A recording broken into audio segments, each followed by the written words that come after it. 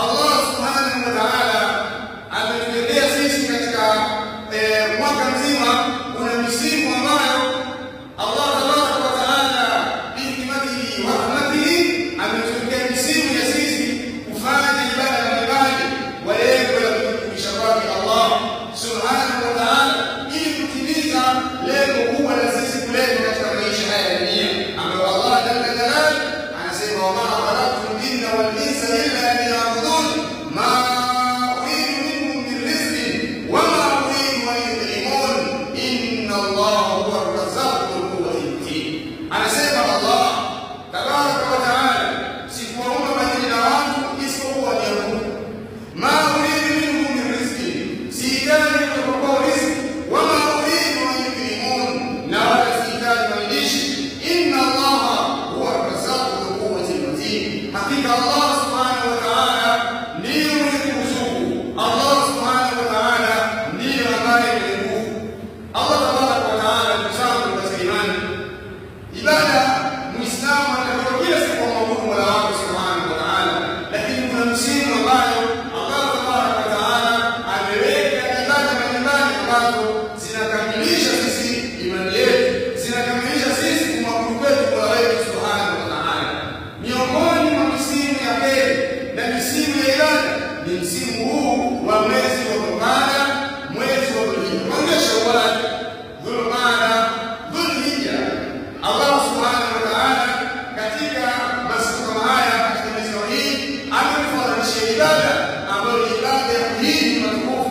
Ibada hii ya kuhiji utamu katika Uislamu ndiyo ukamilifu wa imani ya Uislamu, kama ilivyokuja katika hadithi Mtume sallallahu alaihi wasallam, hadithi inayotajwa na Imam Muslim kutoka kwa Abdullah bin Umar al-Adawi radiyallahu anhuma, anasema Mtume sallallahu alaihi wasallam, bunya al-Islam ala khamsi, Uislamu wenyewe ni vitu tano. Anasema shahada la ilaha illa Allah wa anna Muhammadan rasulullah wa iqamis salat wa ita'iz zakat wa hajjul bait wa sawmi Ramadan. Mtume sallallahu alaihi wasallam anasema Uislamu umejengwa katika vitu tano. Nguzo ya kwanza ni kushuhudia la ilaha illa Allah Muhammadan rasulullah, kushuhudia kwamba hapana mola apasaye kuabudiwa kwa haki isipokuwa Allah na hakika Muhammad ni mtume wake. Kadhalika kusimamisha swala, mtu akadumu katika ibada, lakini kadhalika walihitaji zaka na kutoa zaka kwa hajjul bait na kuhiji mjuma mtukufu wa kusoma Ramadhani na kufunga mwezi mtukufu wa Ramadhani. Kwa hiyo kuhiji, ndugu zangu katika imani, ni nguzo ya tano katika Uislamu, ambayo Uislamu wa mtu haukamiliki ikiwa ana uwezo wa kuhiji na akawa anaenda. Anasema Allah subhanahu wa ta'ala, walillahi an-nas, na Allah subhanahu wa ta'ala amefaradhisha kwa watu hijjul bait, kuhiji matukufu, man istataa ilayhi sabila, kwa yule mwenye uwezo wa kuiendea njia ya kuhiji. Wa man kafara, na mtu yoyote atakayekufuru, ima akaona kwamba hana haja ya kuhiji, kwa nini apoteze pesa zake, kwa nini aache shughuli zake, fa inna Allaha ghaniyun 'anil 'alamin. Hakika Allah subhanahu wa ta'ala yeye ni mkwasi. Allah subhanahu wa ta'ala yeye anatosheleza, yeye hahitaji chochote. Allah subhanahu wa ta'ala yeye ni mkwasi, anatosheleza kuliko walimwengu. Na katika aya nyingine Allah subhanahu wa ta'ala anasema ya ayuhan nas antumul fuqara'u ila Allah wallahu huwal ghaniyyul hamid. Enyi watu, nyinyi mafakiri mbele ya Allah. Allah subhanahu wa ta'ala yeye ni mkwasi. Pengine mtu asije pesa zake kwa kuhiji, akaona mimi nitaharibu hela zangu, mimi nachoenda kwa ajili gani, ndipo nafanya mambo mengine. Allah ameshatangaza, anasema fa inna Allaha ghaniyyun 'anil 'alamin. Hizo mali umezaliwa wewe, huna hata pesa, umezaliwa huna hata nini, mali ya kwa yeye, njia utafuta kwa yeye. Kwa hiyo kwenda kuhiji si kwa kupata pesa yako, ni kuonyesha wewe shukrani zako kwa Allah subhanahu wa ta'ala. Ndugu zangu Waislamu, ibada hizi na sheria ambazo Allah subhanahu wa ta'ala anatuwekea na kutufaradhishia na kutufundisha na kutuamrisha zina maqasid, zina malengo, kwa sababu Allah subhanahu wa ta'ala katika majina yake anaitwa Al-Hakim. Allah ni mwenye hekima, mwenye hekima katika uumbaji, mwenye hekima katika maamuzi, mwenye hekima katika sheria, mwenye hekima katika mambo yake. Hakuna jambo ambalo Allah tabaraka wa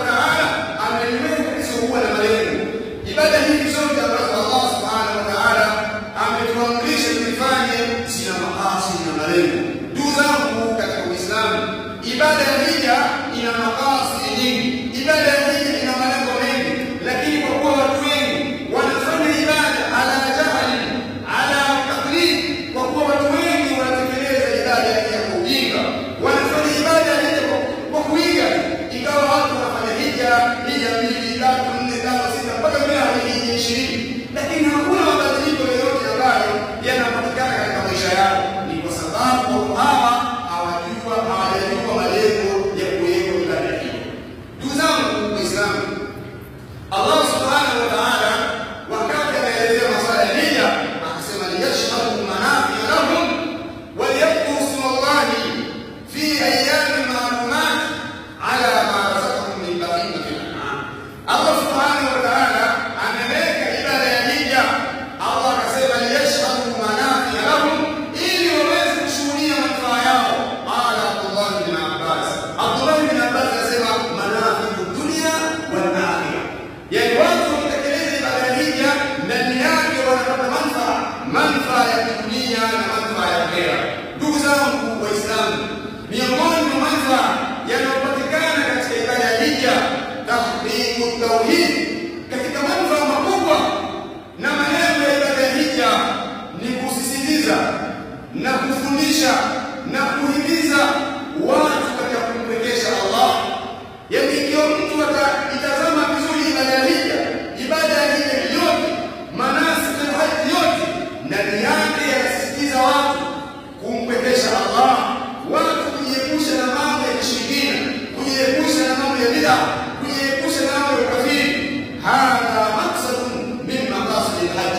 Pengine mtu usielewe, nitataja baadhi ya mawani mionekano ambayo yaonyesha kwamba hija inaelezea masala ya kumpekesha Allah subhanahu wa ta'ala. Ndugu zangu Waislamu, dini yetu ya Uislamu imejengwa katika tauhid, na ndio maana Mtume sallallahu tabaraka wa taala alipokuwa anatuma manabii, kila nabii aliyemtuma anaenda kuambia sema Allah tabaraka wa taala, wa laqad ba'athna fi kulli ummatin rasula an i'budu Allah wa tajtanibu at-taghut. Hiyo ndio dawa ya anbiya, ubudu Allah ma lakum min ilahin ghayruh. Kila nabii anaambia watu wake muabuduni Allah, jiepusheni kwa uovu. Hapa wanachuoni wakatoa maana ya kwanza ni ikhlas lillah azza wa jalla, wajitanibu at-taghut ni kujiepusha na mambo ya ushirikina. Wat-tauhid ibadallah, at-tauhid bi anwa'ihi thalatha, tauhid kwa aina zake tatu. Tauhid rububiyya, kumpekesha Allah subhanahu wa ta'ala katika matendo yake, ikawa mtu anaamini kwamba hakuna mwenye kudhuru, hakuna mwenye kunufaisha, hakuna mwenye kufisha illa Allah, isipokuwa Allah subhanahu wa ta'ala. Hada huwa tauhid rububiyya. Kadhalika tauhid uluhiyya, ikawa Muislamu anaamini na anakubali kwamba Allah tabaraka wa ta'ala ndiyo pekee yake anastahili yeye pekee yake. Kadhalika tauhid al-asma' wa sifat, kumpekesha Allah katika majina na sifa, kwamba Allah tabaraka wa ta'ala anayo majina mazuri, anayo sifa njema. Walillahi al-mathalul a'la, na Allah subhanahu wa ta'ala ana sifa za ukamilifu.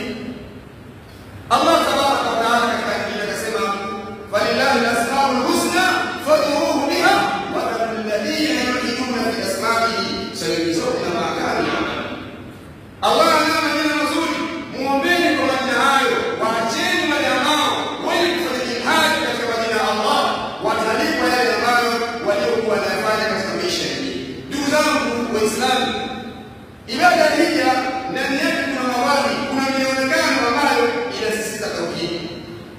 Sehemu ya kwanza, Mtume sallallahu alaihi wasallam kafundisha mtu akishafika katika zile mikati za Madina, maeneo ambayo unatakiwa utienia hija, ima ni hija tamattu au qiran au ifrad au ni umra, katika maneno ambayo ukishatiania, katika maneno ambayo Mtume sallallahu alaihi wasallam aliyapokelewa akiwa anasema, na ni sunna kwa watu wote kufanya hija kuyasema maneno haya, ni kusema Allahumma hajjatun la riya fiha wala sum'a. Haya maneno Mtume sallallahu alaihi wasallam akasema, ya Allahumma, ewe Allah, hajjatun, hii hija hii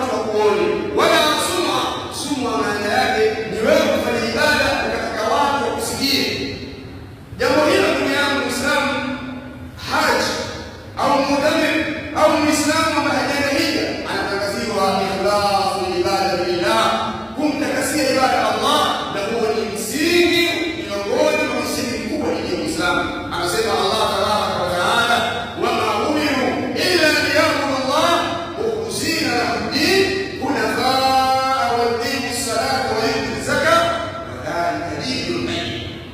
Allah anasema kuamrishwa illa liyabudu Allah, isipokuwa maabudu Allah mukhlisina lahu ddin, hali ya kumtakasia dini, hunafaa, hali ya kujiepusha na shirki, wa yuqimu ssalata, na wasimamishe sala, wa yutu zaka, na watoe zaka, wa dhalika dinul qayyima, na hiyo ndio dini ya sawasawa.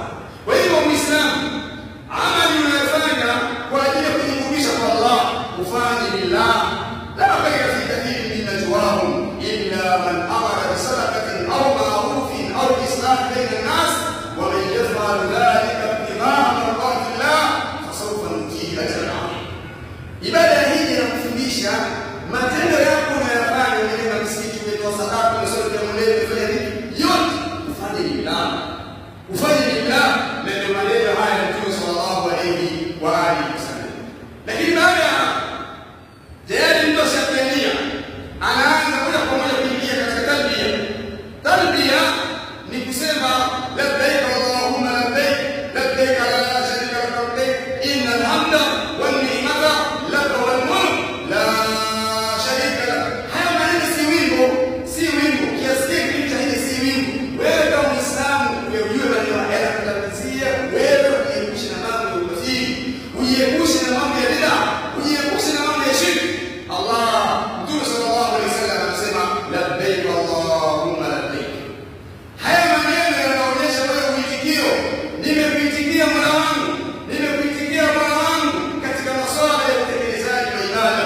Umeniita, nimekuja, nimeacha shughuli zangu, nimeacha biashara zangu, nimeacha familia zangu, nimeacha kila kitu. Labbaik allahumma labbaik, nimekuitikia ya tauhid. Labbaik la sharika lak labbaik, nimekuitikia ya Rabbi, wewe usiyekuwa na mshirika. Sasa takiwa na mtamaneo wa hadithi nyumbani kwako kuna kilini, hata uhiji hija 20 hujajua malengo ya hija. Hija inafundisha watu kuacha mambo ya shirki. Labbaik allahumma labbaik, labbaik la sharika lak labbaik, innal hamda wan ni'mata lak wal mulk la sharika lak. Innal hamda, hakika hindi zote, shukrani zote bila kuvua hata moja ni kwa ajili ya Allah. Wa ni'mata, neema zote, neema dunyawia, neema dinia, neema za mali, neema za watoto, neema za afya, neema za uongozi, zote za kwa Allah. Lillah, innal hamda wan ni'mata laka wal mulk la sharika. Hakuna mshirika katika ufalme wa